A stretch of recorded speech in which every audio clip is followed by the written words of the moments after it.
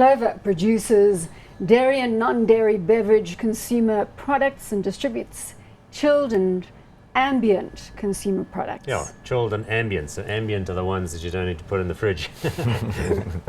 Market cap of 3.5 billion rand here, a PE of 9.8 and a dividend yield of 3.5. I couldn't quite work out the ambient. Did you see that? I gave a real emphasis to that as an adjective. Thank you for water, clarifying. Like for the me. water bottles, you don't need to put them in the fridge there we go. until you're about to drink them. There we go. Easier than chilled. Tough time for Clover in the last year. You know, they had the same problems with the drought and the high commodity prices. You know, the concern with Clover is it basically is raw milk.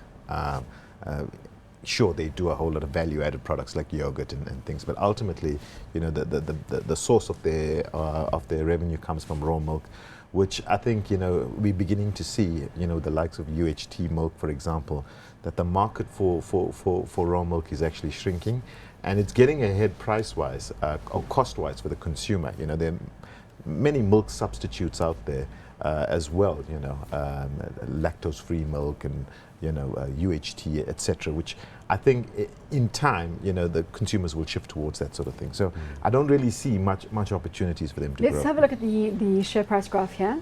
Yeah, remember Johan Forster is the CEO, and it's been quite a choppy ride because, as Nesan said, they've had the negative effect of the drought, which has pressurized margins in feed and put the pressure back on the cows, which have been producing less milk as a result.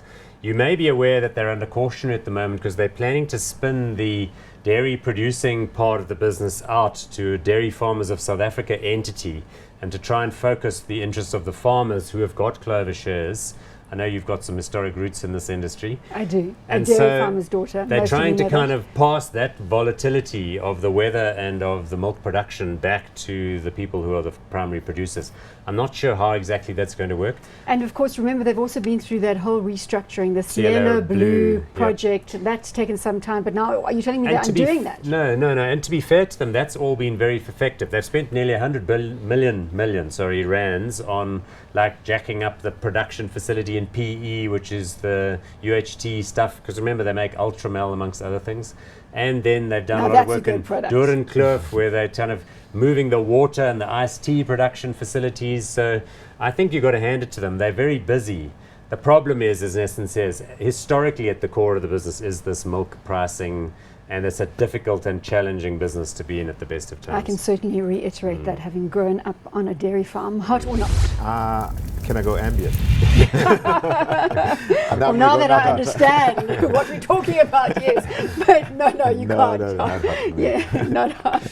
Are you hot or not? Yeah, I'd like to give them the thumbs up, but I'm afraid not yet. I think it's too early, and I think the uncertainties related to how they're going to pull off this thing of separating the dairy farmers' business is still a net potential negative. So not.